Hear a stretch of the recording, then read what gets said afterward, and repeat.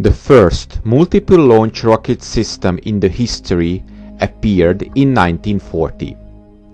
The 28 cm or 32 cm Naval Warfare 41 started its service with the German Army in 1940. It was a 6-barreled rocket launcher mounted on a simple carriage. The shell's weight was such that they did not need sophisticated sighting systems, just an area to be hit. These basic mortars proved effective in battle, and they were the forerunners of today's multiple launch rocket systems.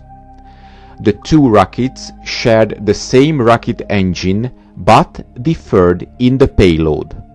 Both were awkward and bulky with a poor ballistic shape, but both had a very powerful payload. A smaller weapon, the 28 cm one, used a heavy, high explosive warhead, while the larger weapon, the 32 cm one, had an incendiary warhead with heavy liquid. Both had a range limitation of just over 2,000 meters and were highly inaccurate despite their spin stabilization, and were consequently used en masse whenever possible.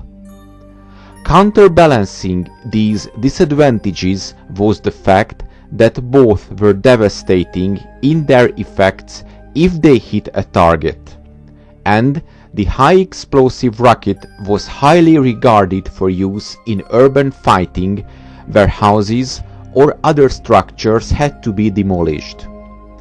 Both rockets were issued to the troops in wooden carrying crates. These crates doubled as launching frames and were fitted with simple forward supporting legs for basic aiming purposes. In this form, both rockets could be used by assault pioneers to demolish bunkers or strong points, but more often the rockets were used in batches of 4, resting on simple launcher frames known as the Schweres Wurfgerät 40 or Heavy Missile Device 40, which differed from each other only in that the latter was steel rather than wooden framed.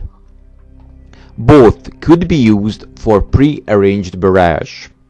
But this launching method was static, and to provide some form of mobility, the Stuka zu Fuß or Stuka on foot was developed.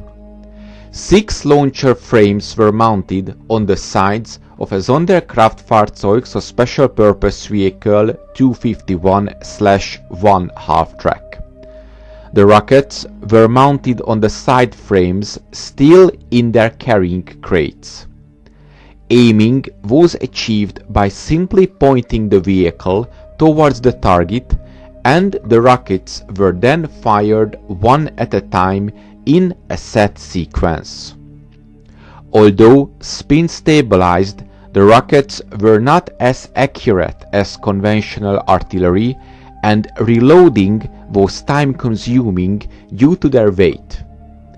The vehicles were operated by the pioneer battalions of the German divisions, and they were often used to support panzer operations, especially in the early days of the invasion of the Soviet Union.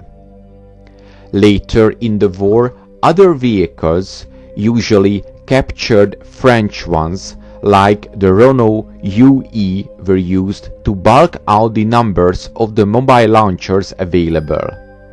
40 would be built in 2 versions, one with a raised platform on the back and the other with the launch frames at the sides of the hull. All manner of the light armored vehicles were used in this role until the last day of the war. Many of these improvised launcher vehicles were used during the fightings in Normandy in the summer of 1944.